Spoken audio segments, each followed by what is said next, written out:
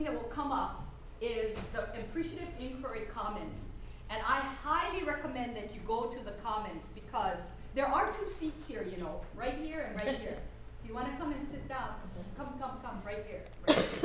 Okay, and one thing about the comments is that the people who are into Appreciative Inquiry, they are so totally committed to this process that they have put so much of the intellectual property on that website that you can get a really good feel for AI just going to the website.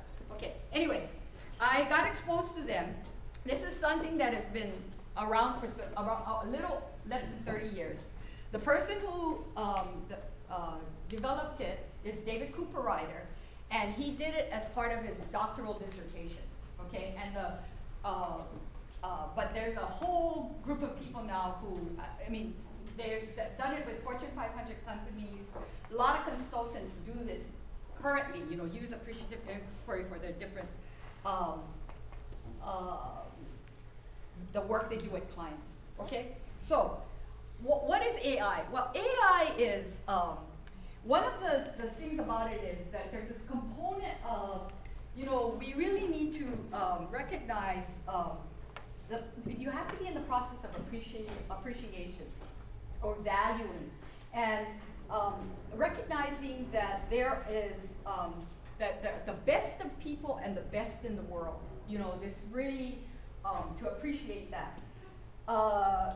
You're affirming past and present success and strengths, and so one of the underlying assumptions of appreciative inquiry is that we already have the strengths to be able to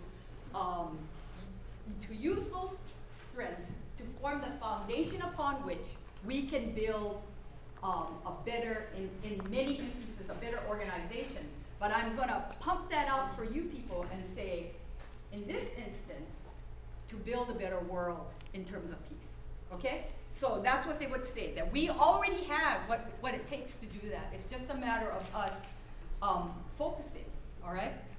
And then that they're constantly looking at things that give life, health, vitality, excellence to living systems, primarily through interviewing and storytelling.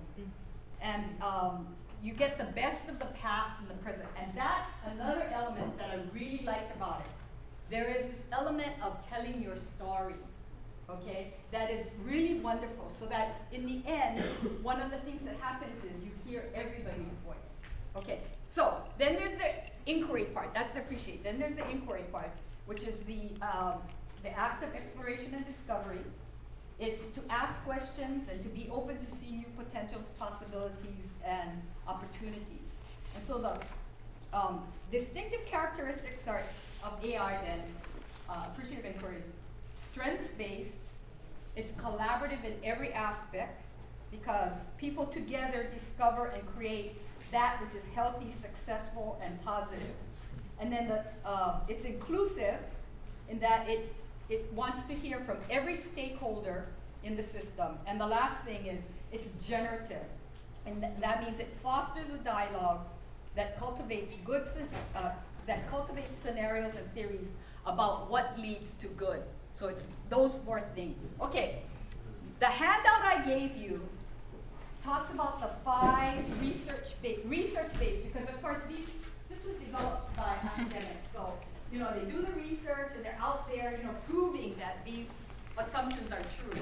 And so these are the 5 main research-based assumptions of appreciative inquiry. And I gave you a handout that has it on there, okay? But I'm a flip chart kind of girl because I facilitate. So I will always model the way I do things. So here we are with flip chart. It's not Let's old tech, okay? Because, hey, if you're in Ponape without electricity, you can just bet I'm still working. You know what I mean? Okay. So the first one is, this is the assumption then.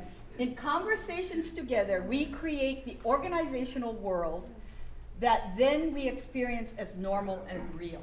Okay? So on your sheet, I also put down, we need to think of words as actions, as powerful tools that do things. Thus, changing the words we use has potentially powerful consequences, okay? Let me give you an example. There's this study that's always cited by Rosenthal and Jacobson in 1968, where teachers were led to expect enhanced performance from some students. And these, of course, were the lowest performing students, but the teachers were told they were the highest performing students. Well, by the end of the year, those children were performing at the highest level. Okay, so this is the great experiment and that they've done and redone, showing that when the teachers believe that the students are whatever they tell them they are, they create the environment to make that happen. For good or ill, right? Because if you tell them they're high performing, then the children will be high performing by the end of that process. But if you tell them they're the troublemakers, the opposite is also true. Okay? Anyway, so this is a self-fulfilling prophecy, and so appreciative inquiry says that our words are powerful.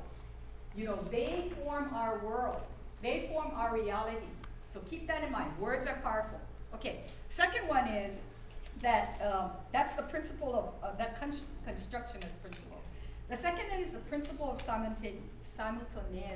And the moment we begin to explore a topic, you know, inquire, we already changed the targeted situation.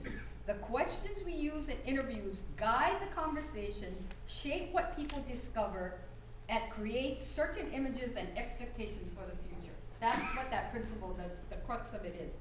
Okay, here's the proof. I mean, well, one of the, you know, experiments that we did. BP ProCare apparently is a big chain of car repair service stores. And several years ago, I mean, they used to always do evaluation of, you know, the service, right? Several years ago, they were getting 79% of the customers who were happy with their service, okay? And so what they decided to do is really focus on the 21% of the people who were unhappy, okay? So they went and they did further surveying and capping those 21%. And when the results came back, there was tremendous amount of finger pointing with the employees, and morale dropped tremendously. Okay, so that their satisfaction scores actually dropped. Okay, so they bring in an AI person, and what that person does is instead of focusing on the 21% of dissatisfied customers, that person focuses on the people who are happy, and he focuses on looking at outstanding customer satisfaction experience. See the picture we're putting into your head now? Outstanding customer satisfaction experience. Okay, within 8 months, 95% of the customers said that they were happy with their experience with BP. Okay, so just changing that around and focusing on the good things they were doing resulted in them not only doing those good things, but actually expanding on it and then getting more customer satisfaction. Okay, next one, number 3, the poetic principle. We must be mindful of choosing where we want to put our attention, because what we focus on will grow and expand. Whatever we focus on will grow and expand. Okay, University of Wisconsin researchers did a research project with people who didn't know how to bowl. So they taught them how to bowl, and then they videotaped them all bowling. And then they put them into 2 random groups, right? Because, you know, we have to make sure that we don't stack the deck. Okay, so 2 random groups, and then they were shown videos of them bowling, and the one group saw what examples of what they were doing right and wrong, and the other group only saw examples of what they were doing right. Okay? Then they bowled again. Oh, bowling is so good. Quantitative. You don't count those pins. Okay, so they bowled again, and then what happened was the group that only saw what they did well improved by twice as much as the other groups. Just focusing on what they were doing right, the positive, their strengths. Okay? So that's the principle of the poetic principle. Okay, here's the 4th one, the anticipatory principle. The most important source that we have for generating improvement in our collective imagination and conversations about the future. the most important resource we have for generating is our collective imagination, and conversations about the future. It is the image of the future that guides the current behavior of individuals or organizations. So what we're saying here is, you know, if we have a collective image of what that future looks like, that just drives us to make it happen. So having it and then articulating it is very important. All right, I have an example.